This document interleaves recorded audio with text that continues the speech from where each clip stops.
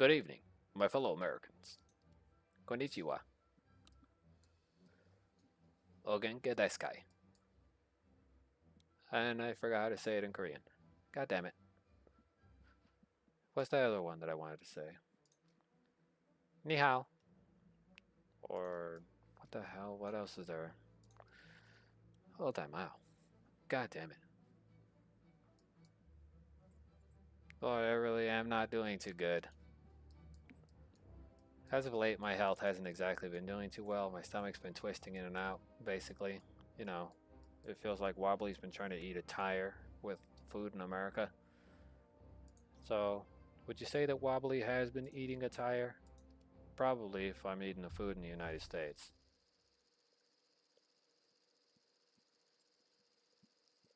Because Wobbly is McWobbly's.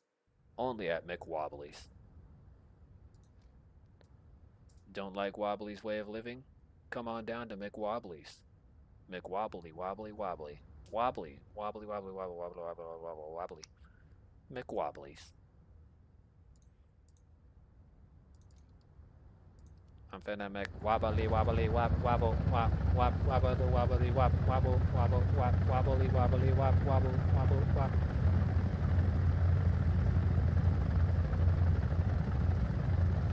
1 second.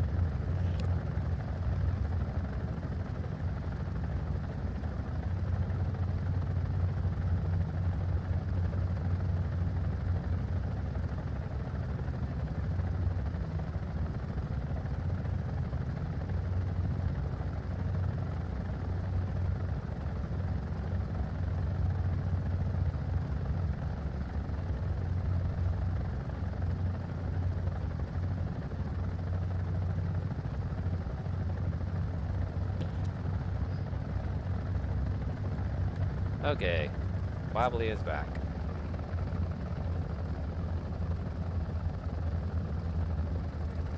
Oh, hello, welcome to McWobbly's.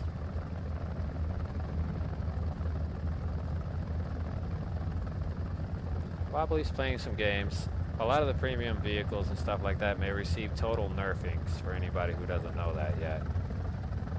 So if you're hoping for changes, changes are coming. And if you're hoping for fair play or fair gameplay changes, I'm not sure about that.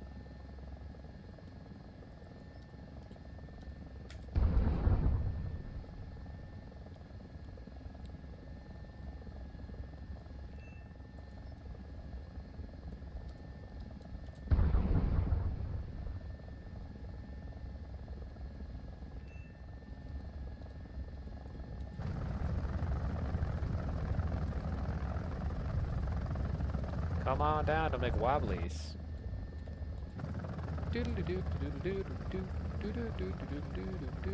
Hey, where's the city? Oh, okay.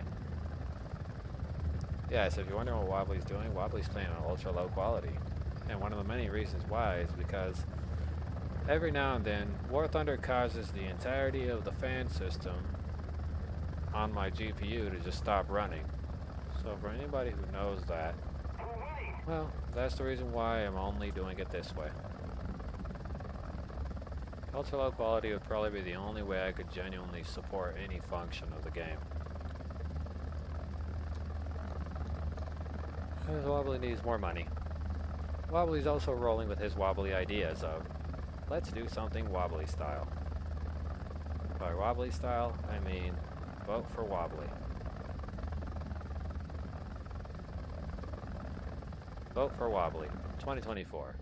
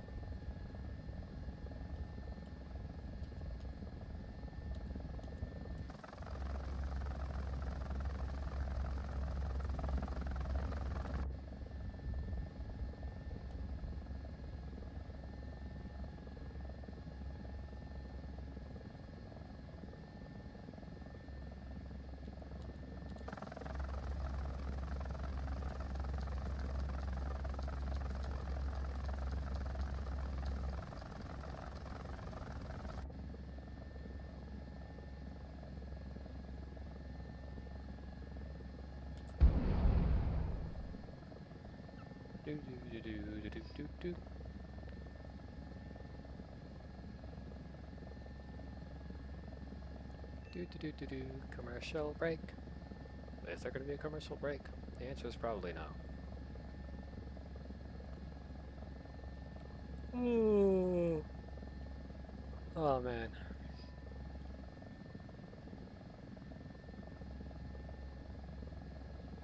Really, you're gonna give me base damage, but that's a literal ground target, dude. What, are you making it invalid because I'm not within the rendering range or something?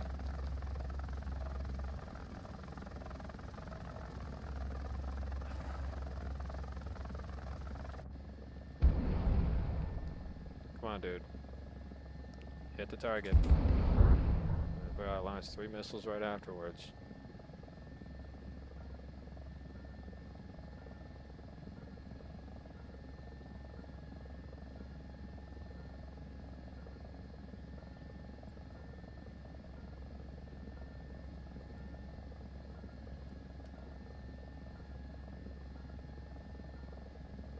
Okay, it's just giving me base damage. I think I'm gonna help.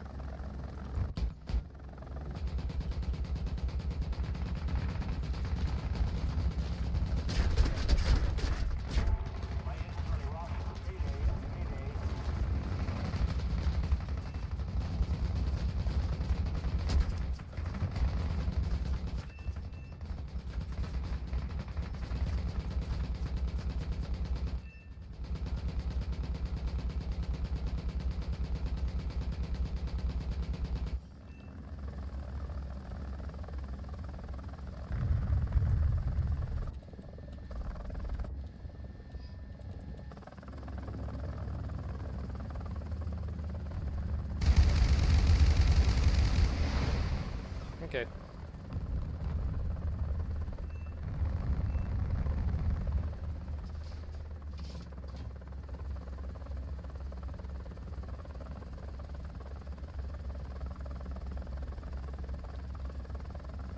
Well, looks like I'm gonna have to go ahead and dip out.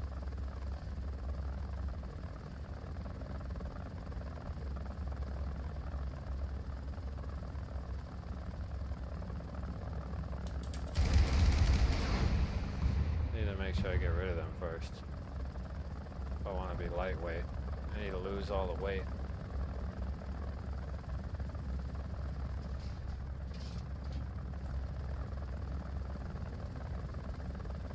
Yeah, return back to HQ.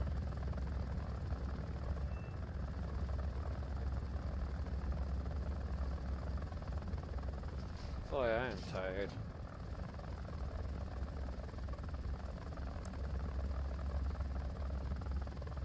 I don't know. For comical reasons, I'm going through the whole process of doing Vote Wobbly for 2024.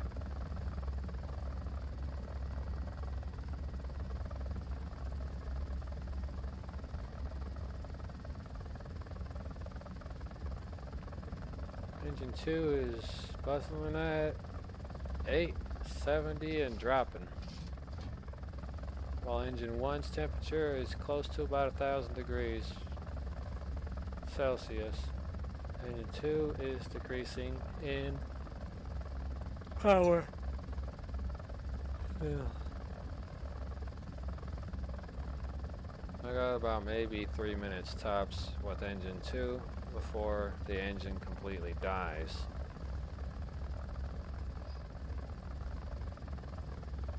So first, I need to drop all this missile pod tube systems so that way the plane could shed some weight. Its aerodynamic characteristics need to increase, otherwise it's going to fall to the ground and I won't make it to the helipad. As the temperature begins to decrease in engine 2, the efficiency is going to decrease and I'm going to lose horsepower, particularly torque. So this helicopter's gonna go for a crash landing. I don't get on my ass in that landing pad in front of me real quick.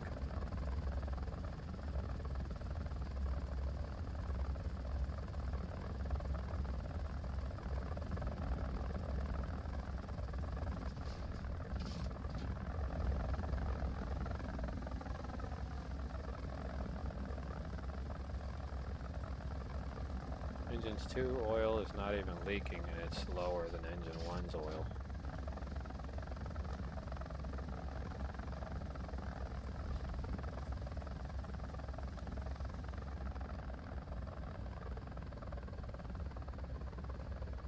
Repairs are absolutely mandatory. That engine's gotten darker orange. If I shut down the engine, I'll probably spare it from further damage or increased time.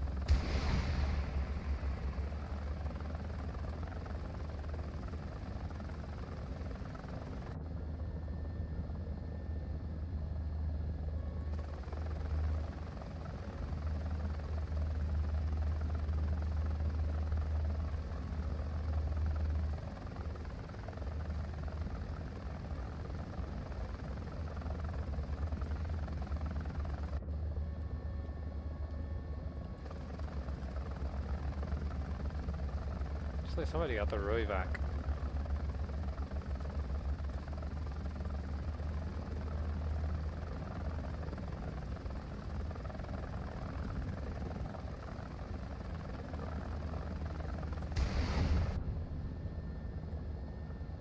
Alrighty here, might as well just track down these targets.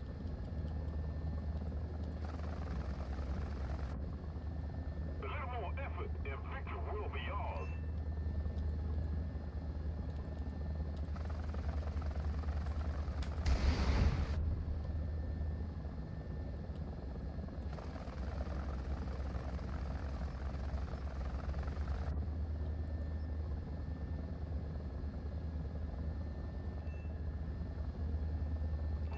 Got one. The airfield is ours. We must hold it. Taking them out.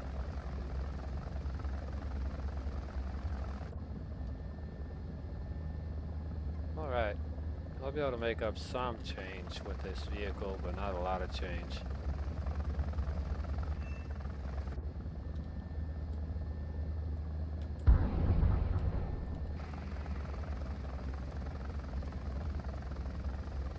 Attacking those ground targets over there probably would have been more efficient, but getting rid of air targets is a lot easier for hunting reasons.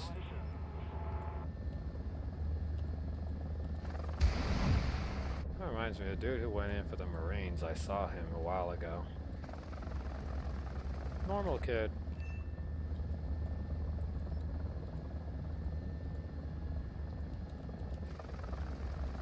To some extent normal.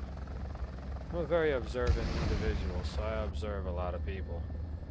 Doesn't matter where you are or where you think you are, I can see you on the map, especially via satellite imagery. It pays off to play around with satellites. They make great toys.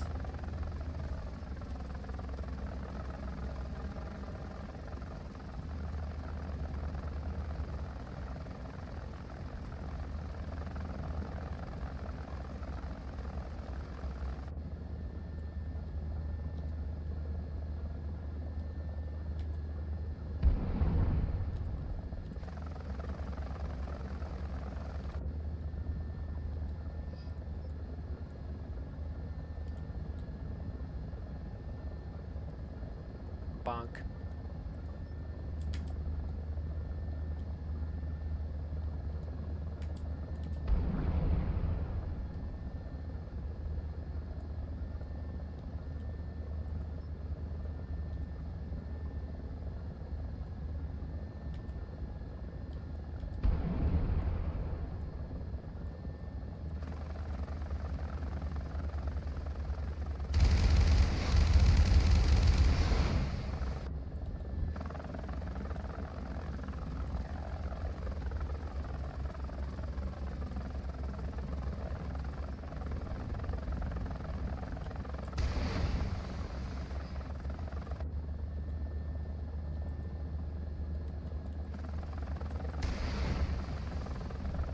Yep.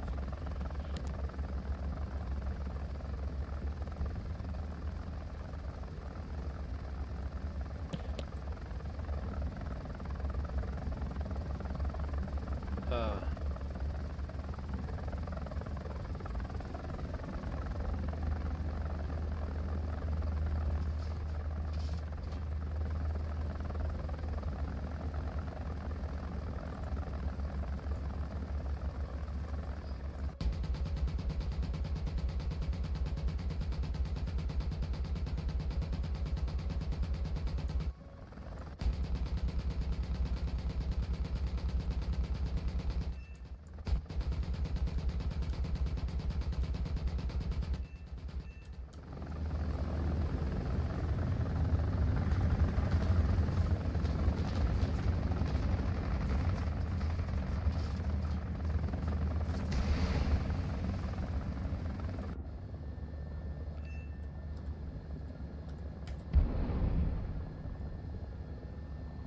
Ooh, Mario's the Temple of Doom.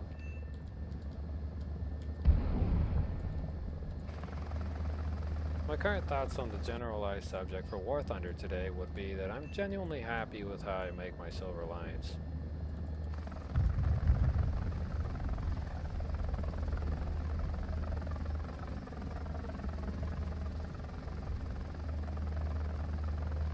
You know what, I break it all down and I look at it, I'm just like, it could be a lot worse, so... You know, I'm genuinely happy. There's no objections here. Now, some people I know actually do think I have objections to do or to think of or whatever. Honest truth is, none. None to speak of. I used to have objections, but when I realized that it's just a video game, there's always a bad transitional period. It's just like, you just gotta take it with a grain of salt until problems can be fixed. That's ultimately the truth. I know lots of people in the world just like, oh, this game this game that. There's still issues with the game, and I'll tell you this, like, before I even went live, my last arcade battle, my last realistic battle that I was actually playing, this is like sometime yesterday, but I played some battles today. Really, bro? You just total dead RPMs on me. Fucking waste of money right there. That was a fucking fat waste of money. But yeah, it's just like, it's really annoying, some things. You know, you want to have progress, but it's just not like happening. And that's like something I do gotta point out. Progress is genuinely like too much of a grind hassle, so new players would have nothing. And when I say the new player economy base, I literally mean the new player economy base. They would have nothing because essentially it wouldn't matter what they did, it just wouldn't be enough to comprehensively, I guess, give them something that will be worthwhile. And yes, some event vehicles they do bring back. And yes, sometimes they're good, sometimes they were really bad experimental vehicles that just didn't work out. It isn't because of flexibility or genuinely things like that, it's mostly because of the issues of the vehicle's performance. Especially for the battle rating. Some of these vehicles that I quote unquote will point out, some of these event vehicles that have been released, they weren't very good performers due to just general performance in BR setting, simply because a vehicle has, quote unquote, the capability to use certain types of ammunition. It shouldn't qualify them for a higher BR rating because their practicality comes into question. So, you know, most people complain about the economical functions associated with War Thunder. Personally, I had a problem with some of the economy issues because the amount you're getting back for the amount of damage you're taking, damage meaning damage to your Silver Lions, for repair costs only justify the means to break even or lose Silver Lions in small increments, or quite possibly if you have really bad games in a row, you're losing like anywhere between 40 and 30,000 Silver Lions every 2 games. Some of the vehicles in the American tech tree, in the United States tech tree essentially, are not really of practical use in their BR sometimes because you get up tiered. Higher tier battles are mostly empty because everybody has super advanced vehicles or super advanced tanks or super advanced helicopters, like the one that's literally parking next to me. And they get these fire and forget missile slash, air to ground missile systems. People just fire, forget, move to the next target, fire, forget. Even if you pop smokes, you're not going to be safe unless you're hiding behind a massive mountain. So essentially that's what it is.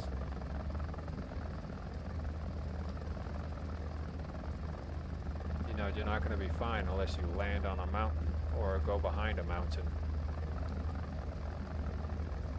So, fire and forget systems make quick, easy work of an entire game, basically making it one-sided. So, it's like with the Hellfire missiles from the Apache. You can essentially have Hellfire, but here's the catch. Once you start using the Hellfire, you can basically just fire and forget, switch to the next target, fire, forget, switch to the next target, fire and forget. And the Hellfire will just go follow the last designated imagery of a target and continue to maintain self-locking functions. So they'll stay locked on and, it doesn't need you to continue to stare at the target. Essentially, that's kind of what it looks like. Considering the last time I used them, which was in an arcade battle. I was just, I'll just fire and forget, switch to another target, fire, forget, switch to another target, fire, forget. I was just lobbing missiles in an arcade game. It's just like, okay. I literally just lobbed like 8 missiles and I've either criticaled or completely took out an entire tank in the process. I'm just like, so it's a little bit ridiculous. And for me, it kind of is ridiculous when you boil it all down, because you just like look at it, it's just fire and forget. So an entire game can turn into Swiss cheese if nobody has an applicable self-propelled system with, self-propelled anti-aircraft system with the literal sense of air-to-ground missiles or surface-to-air, SAMs essentially. And some of these SAMs are completely useless because, one, if a tank is looking your direction, which I have learned that, even though I was shooting at aerial vehicles, it says laser interference or something like that. And it just tells me that there's interference with the device and that it's not working. So then the missile completely just doesn't hit its target that it's supposed to hit. It just completely decides to Mary Poppins in and out, essentially. So what I'm getting is like quote unquote, and I will do this with one of these air-to-ground missiles. It essentially looks like this.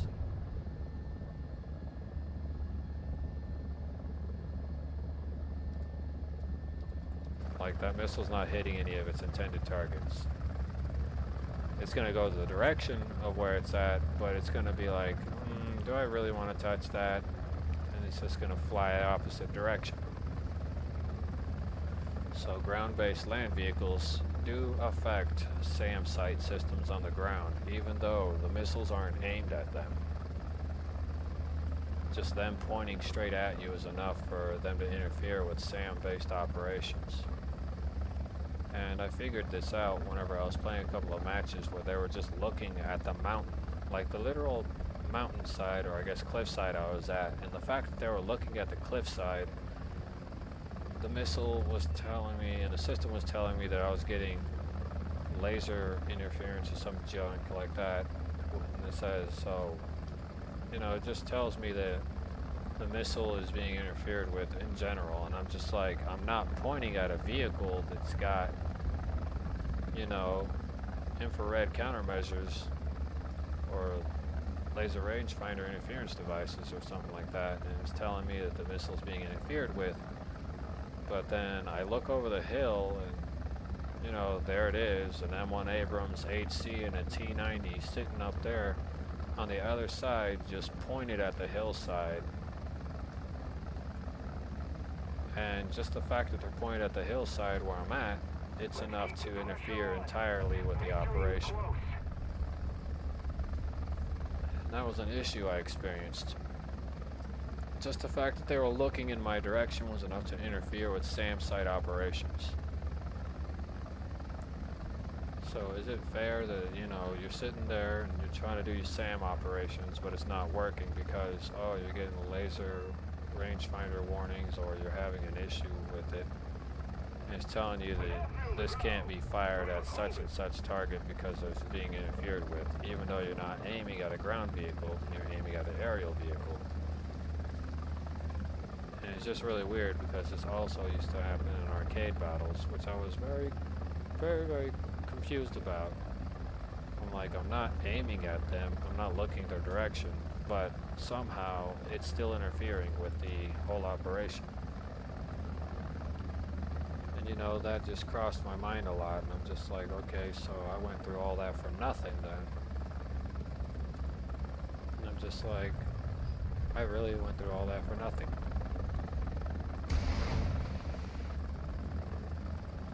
I might as well blow this guy up.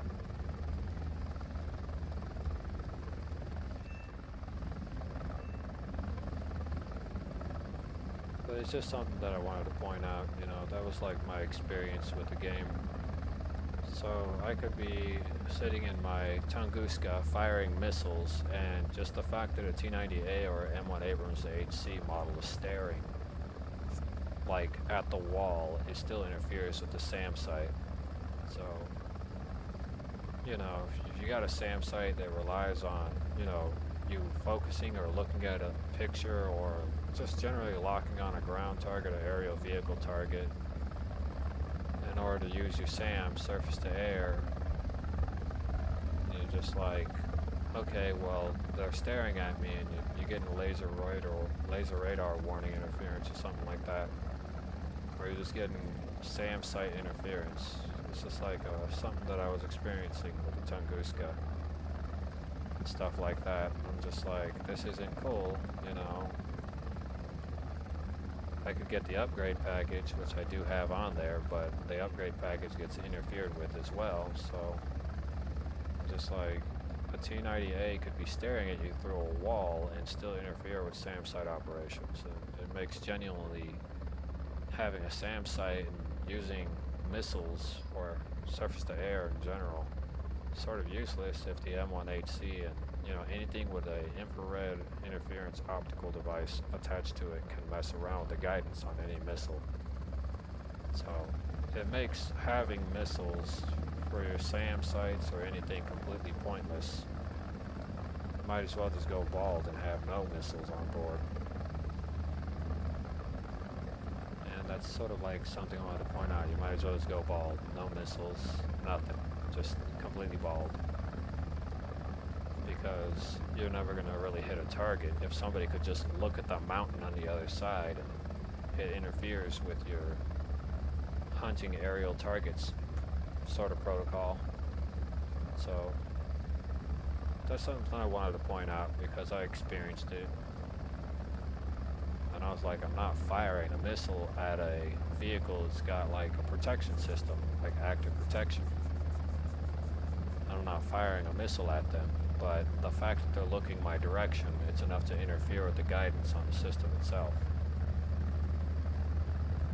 So I genuinely couldn't possibly understand that.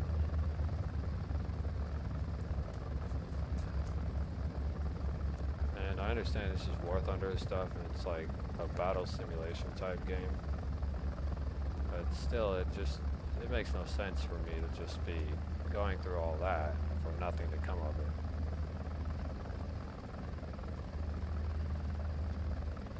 That is something I did want to point out, because it's like a gameplay issue at that point.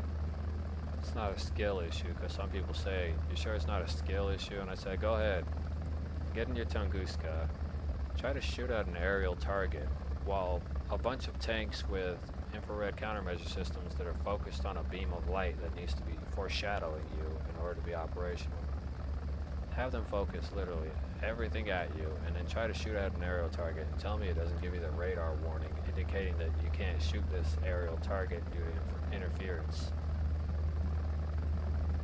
And you know, that's like, it's just something I wanted to point out. I had that issue and I couldn't figure out why. I was wondering if there was some kind of bug at the time. And then another thing about missiles and everything in the game is that they've nerfed SAM sites like Tunguska and stuff like that. They've nerfed it so bad that it's borderline unplayable if you're going to use it for missile reasons.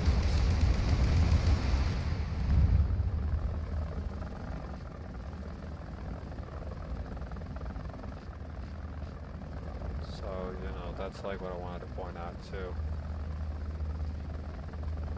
It's borderline unplayable. So to use the SAM site in today's game, you know, I like the option to completely subtract the missiles from it, because it's so useless at this point. I can't use my Tunguska to shoot down helicopters because the missiles won't even go at them.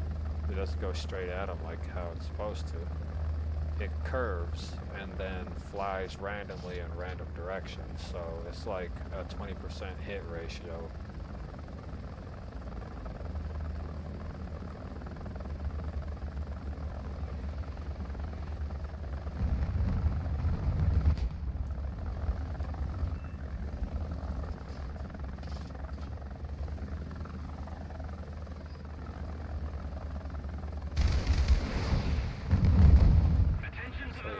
Just what I wanted to point out. That 20% hit ratio is like annoying for me.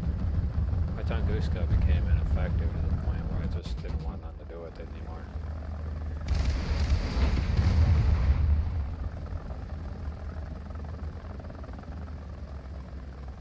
And if you're wondering, do I play my Tunguska? The answer is no. I barely even play it now due to that substantial issue. So, for anybody wondering, yeah, I barely play my Tunguska due to missile guidance problems.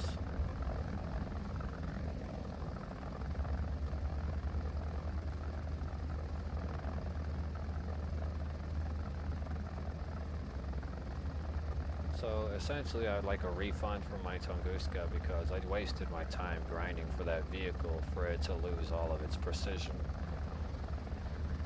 It went from being a hero to total zero. So hero to zero in an instant after one of those updates. It's just like total trash now, so the vehicle's cannon fodder.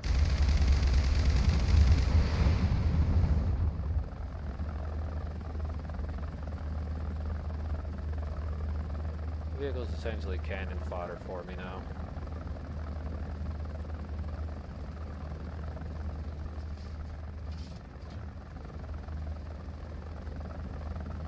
So, if you guys see me playing the Tunguska in arcade or realistic battles, I'm using it like a battle tank.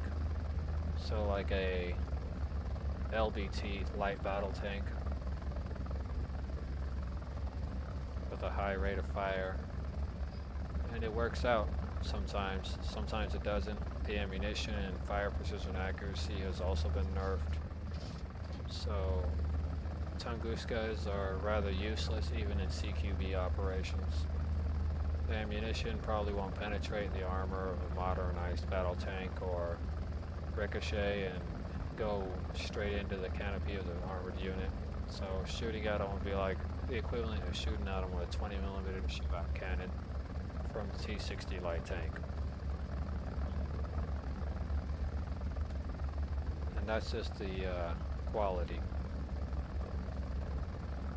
The generalized quality is what it is. I would be covering dev server stuff, but for me to install a dev server and try to use it with Steam kind of is rocky road. I wish Gaijin would fix my Gaijin account and login informational problem, but it doesn't want to fix any of that information. So every time I try to correct that information so that it's, you know, locked in with my Steam account password and other stuff, it just doesn't work. So I have no idea why I have even remotely a Gaijin account anymore, or even play War Thunder if it's stuck with my Steam account. Again, whoever thought it would be a great idea to fuse my Steam account to my Gaijin account was not thinking it through, because, I mean, they messed up so much in that short amount of time. They messed up so much. Crippled my timeline of when I joined. Keep the pressure on. Victory is close. And now I gotta wait even longer to hit my 10 years of playing.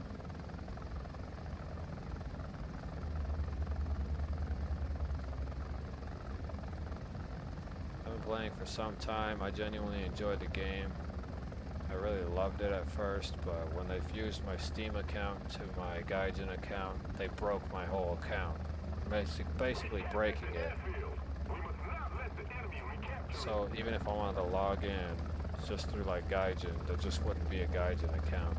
It just wouldn't exist. It wouldn't work. I couldn't log in even if I wanted to. It's just broken. So I'm stuck with my Steam account fusion pile of crap mess. I wanted my account to be fixed, and they didn't want to fix it, so it's just broken altogether.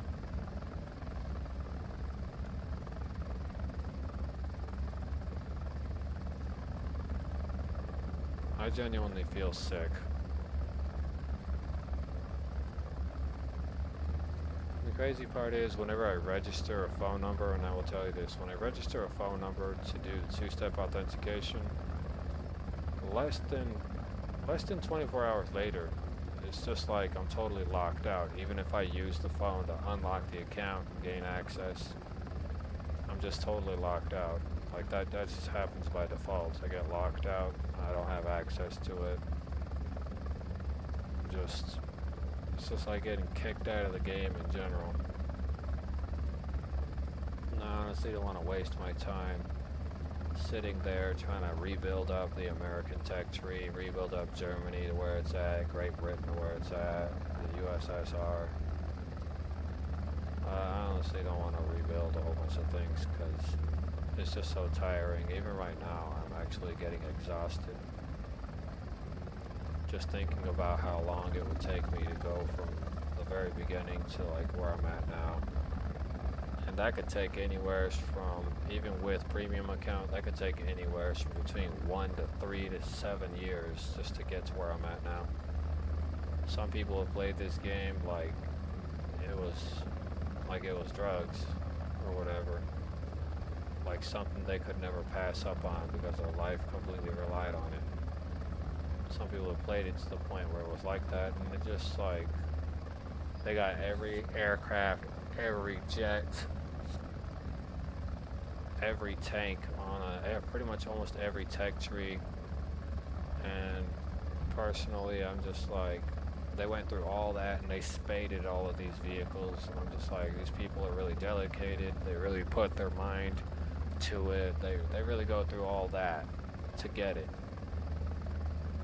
And then I look at myself in the mirror, and you know, I've done a similar thing where I've spaded pretty much every vehicle that I could, but the amount of time that it takes to spade an armored unit or an aerial unit, depending on battles and how it turns out, can go from good to bad in an instant. And since all these nerfs to the XP and Silver Lions gain started occurring, it just made it take even longer. You know, the average player will never be able to progress because, and I quote unquote want to iterate this for anybody who doesn't know this stuff, but the average player would never progress in the game in their lifetime. And one of the main reasons why is because there's no way for them to progress.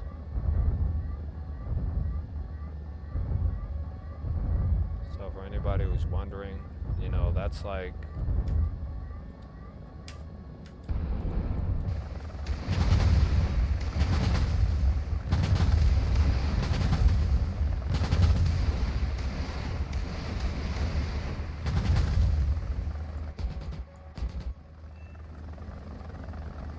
okay. I can go in and attack the base, but yeah, if you're thinking about the average player count or player capacity, you're talking about how many times a player is really going to play the game, the odds of them actually getting anything accomplished, the odds are really low, and not in these players' favor. So, you know, it could take somebody maybe a month or two to get through all of Tier 1, just to spade all of Tier 1. It could take them a month or two. Or if they're trying to get us to take the fastest possible route, they would have to still grind either a tank destroyer, the light tank branch, or the medium tank side. Tank destroyers are preferably cheaper, I believe, sometimes in XP requirements and money requirements, to completely grind through in order to achieve some level up to top tier. But it's still going to take an incredibly heavy amount of time just to get to that point as well.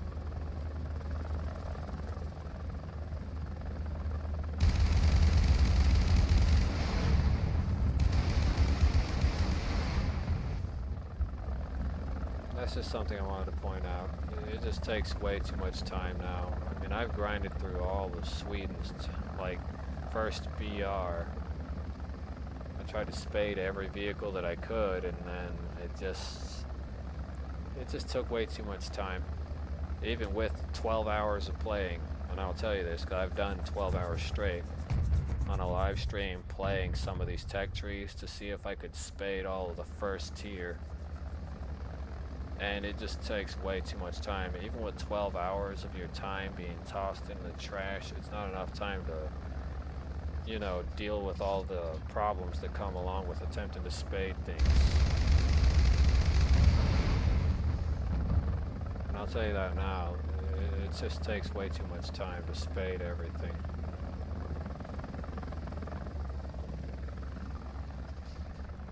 I know what some of you are thinking, you know, who the hell spends that much time to spade something? And the reality is, you know, people who got nothing else to do. I'm one of many people who really don't got anything else to do in life. Even if I were to find a job or something, like, it would still take me forever to spade whatever it is that I wanted to get.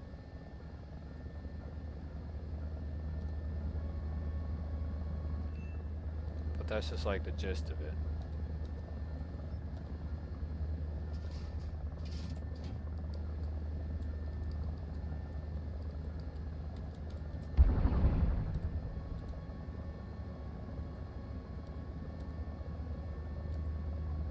Dude, lock onto the ground vehicle. Motherfucker.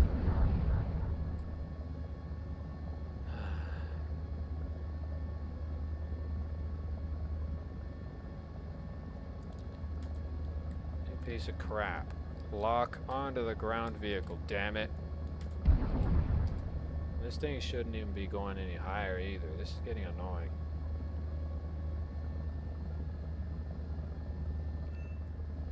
Jesus Christ, finally.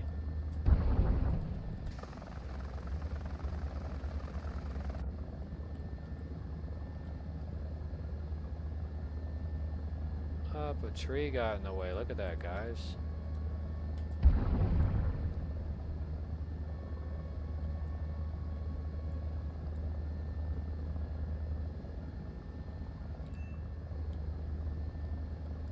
Well, at least I got the final blow.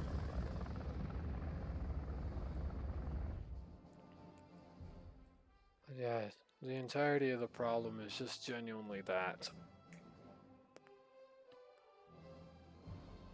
Ugh. Oh cool, 104,380. That might be enough.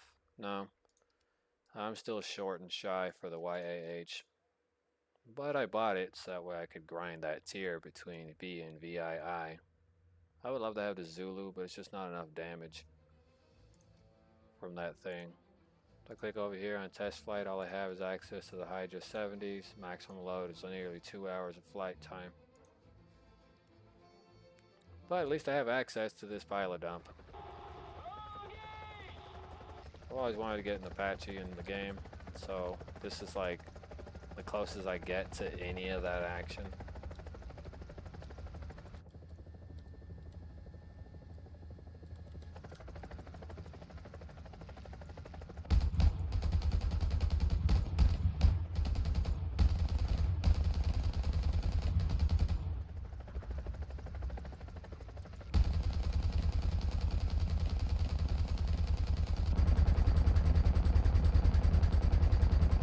Look at that.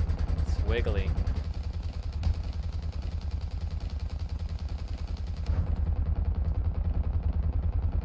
I got a hit? When did I get a hit? Oh, look at that.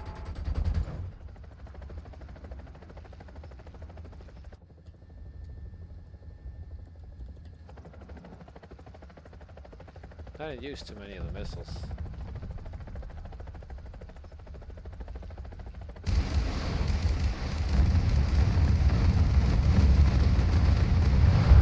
Wow, look at that pass.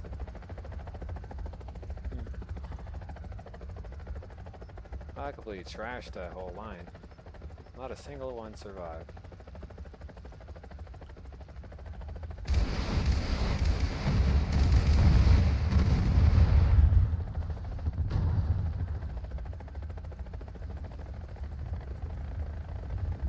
I think this was the first Apache to actually end up over there.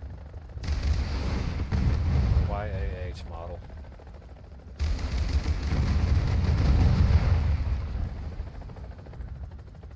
See that little ending point right there at the end of that?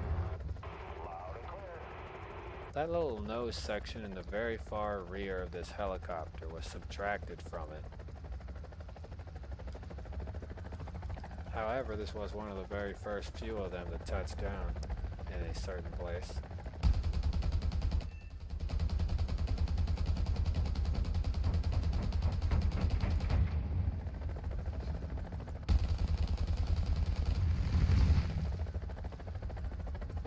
This helicopter's rapid fire machine gun, or rapid fire 30mm grenade gun, is what gives it the tactical advantage over most modernized helicopters.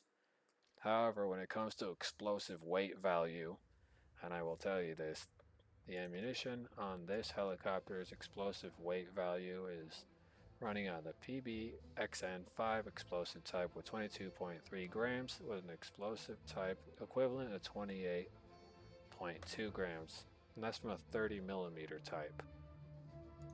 Now, when you look at the AH-1G model, you have the choice between its offensive 7.62 M134s, compact M134s might I add. I believe there were 6-barreled micros or 4-barreled micros. And then you have this one with its heat grenade system. High explosive anti-tank grenade.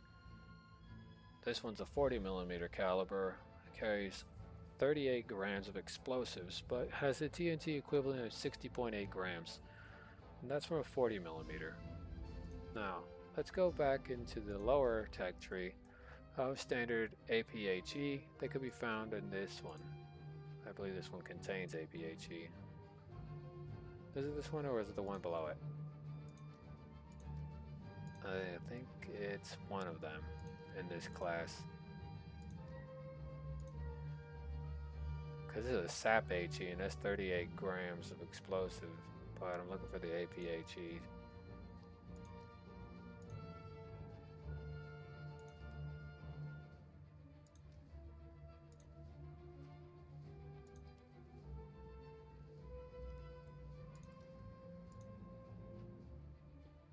That's heat, but that's quite a lot of explosives for heat.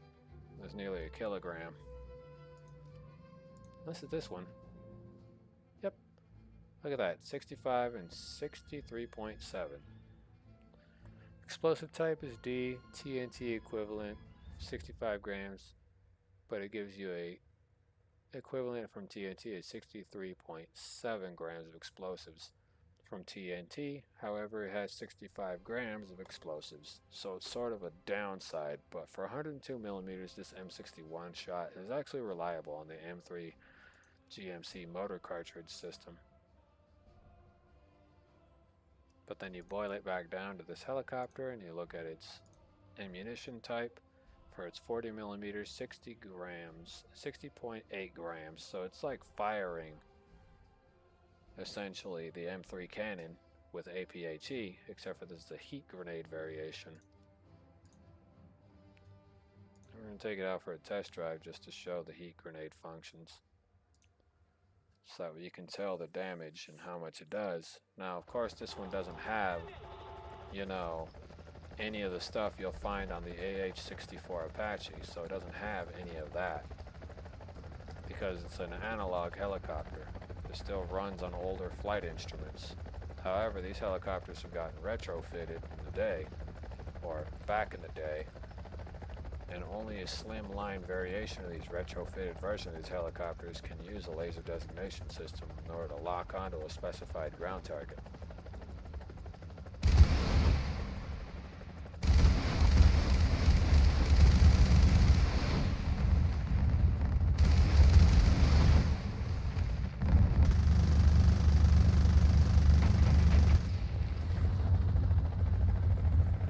Let's pile it in with this one.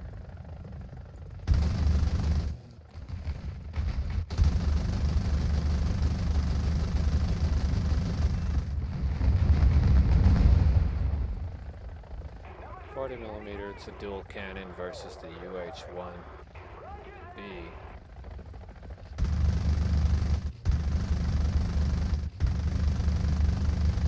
Up to a 20 millimeter cannon. This cannon you see mounted on the side of this helicopter can be found on the, it's basically the M61 Vulcan, so you can basically find that in like an entirety of a different place. 40 millimeter heat grenade does quite a bit of damage. If you got experience with using this 8.7 helicopter, which I have quite a bit of experience when I play the game. So just going in with just the 40 mil grenade launcher can really pay out. And that's if you make it to the battlefield.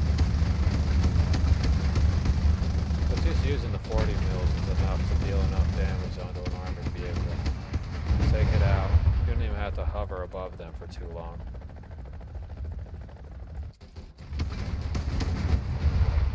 Now with light armored vehicles, that's a different story. You might suffer because light armor has a high survivability ratio versus heat grenades, especially open top based vehicles.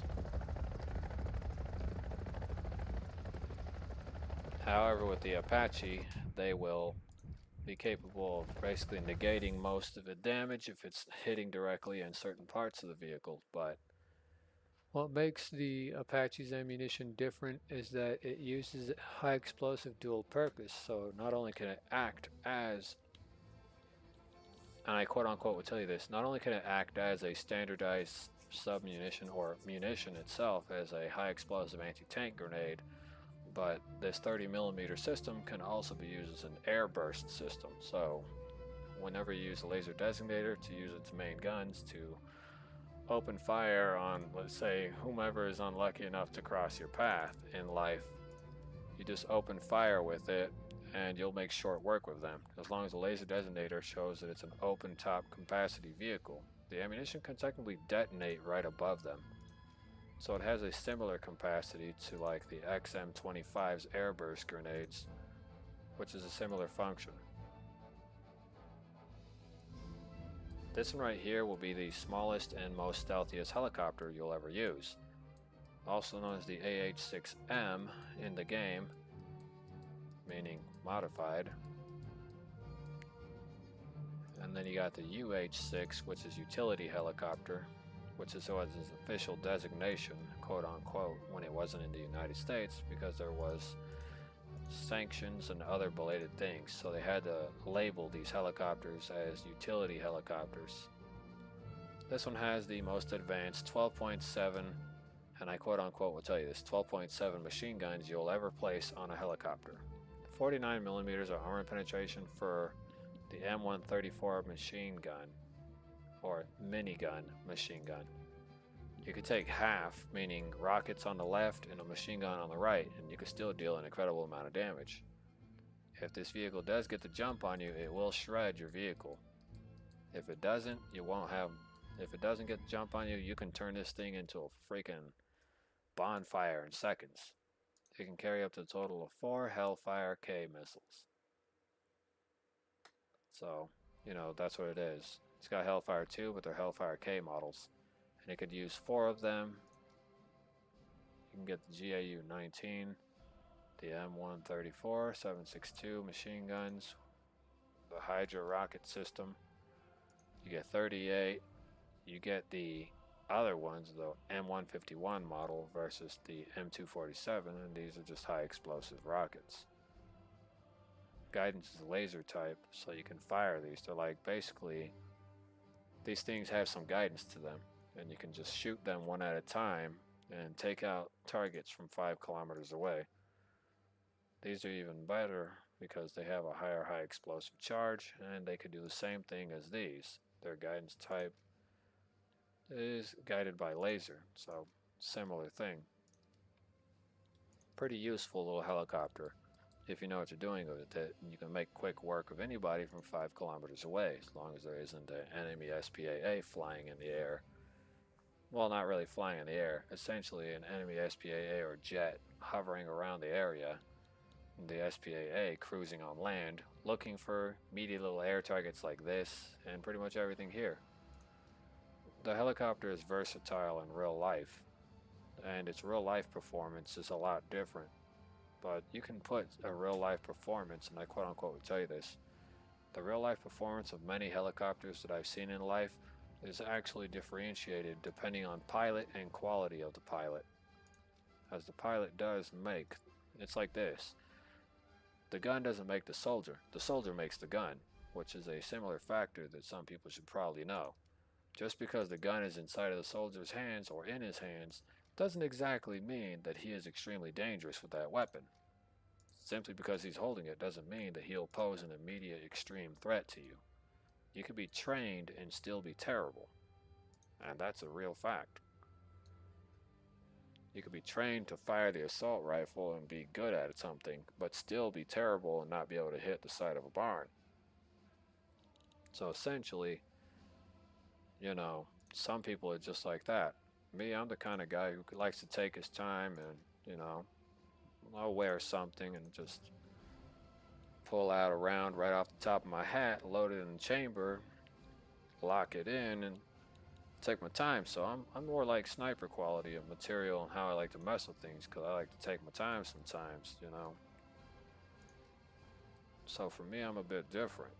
But for a lot of people think just because a person gets trained to be a Navy SEAL and they come out, the person can be trained to be a Navy SEAL and receive all the disciplines that they need, and they can still turn out to be clumsy. And that's a fact, and it's because human nature is an error's function. You can live up to a certain point, but still have errors with what you're doing. And it's not your fault, it's simply because you're still human. So I don't really blame some of them if they don't do too well. Even with all that training.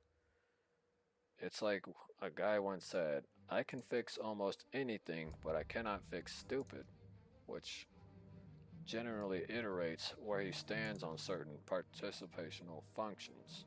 So on the precipice of certain things, he can fix almost anything, but he can't fix stupidity. Which means just because he's fixing you, aka training you to be something that you're not on a normal basis, doesn't mean that even if you go through all that training that you're going to be perfection by the end of it. You can still pass and be god awful. That's a fact. And the likelihood of you really more or less being selected is still going to be on a high level. It's just the tasks you get deemed with, depending on quality and functionality, even if you just scrape the bottom of a barrel and make it, It's just like all in all in a function. I'm not saying people are bad because every military has its flaws. Nobody's perfect, so remember that. But what I'm getting at is that you can still be god awful even with years of practice. I always say practice makes perfect, but for some people it just doesn't work the same way. That's pretty much all I wanted to state, because I've already been through this numerous times with people. They say, I go through all that stuff, I went through all the studying, and I still got a fat F on my test. And I tell them, were you studying or were you just skimping through it? And they said they studied and they showed me that they were studying for several hours and they still got a fat F on their test. And then I just said, okay, well, I genuinely feel bad for you because you went through all that and you still failed. So I said, what you want to do is that you want to follow up and see what's going on with that whole grading thing. You also want to check to see if, and I quote unquote stated to them, like you also want to check to see if your teacher isn't some kind of closet racist of some sort. Meaning they're just, you know, playing cool for like the camera essentially. It's like they play cool for the camera, but then behind the scenes they turn out to be some kind of racist, or they're switching out your tests with somebody else's test. It probably is far, far worse than yours. So there were people that were like that. I've had to deal with that, especially on exams and midterms. I've had to deal with people that were like that that would completely replace my test or grading material that they were supposed to grade, and they would replace it with one that was of a lesser quality to make it seem like I was an idiot, and they kept doing that over and over again, and it got to the point where they kept doing it to where it just like they dropped me from calculus, pre-AP calculus, and it just went down the drain at some point. Like I lost every possible opportunity with the school for college educational reasons.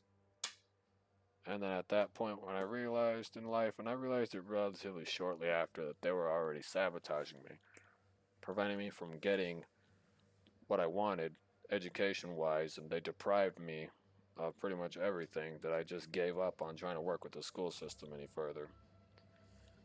And I just stopped going to school and started trying to make money so I could just pay for my entry into that world and just go from there.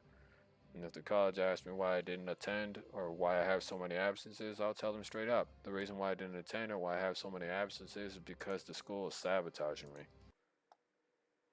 And simply because of that simple basis of factor, I did not want to deal with them anymore, so I cut them out of the picture entirely. And that was just like what I'm getting at. You know, you could have dreams and everything, but if another person doesn't deem you worthy of having these dreams, they'll try to ruin your life. Now, the same precipice is just like, for me, it's a bit different for me, for anybody who knows any of this stuff, but the precipice is very different for me. And I just wanted to like point that out. You know, follow your dreams, do whatever it is you want to do. I hope you enjoyed watching the stream and doing whatever it was I was doing with me. And I hope you enjoyed it. I gotta end the stream. And I gotta finish up with this Wobbly poster, which I'm not sure is even a meme or if I'm being serious about Vote for Wobbly 2024. So, with that being said, I'm going to complete my poster, make a video of it for YouTube, and then I'm going to put it outside for the world to see. Because why not? I feel like doing it. Thanks for stopping by. Thanks for liking the stream if you came by. And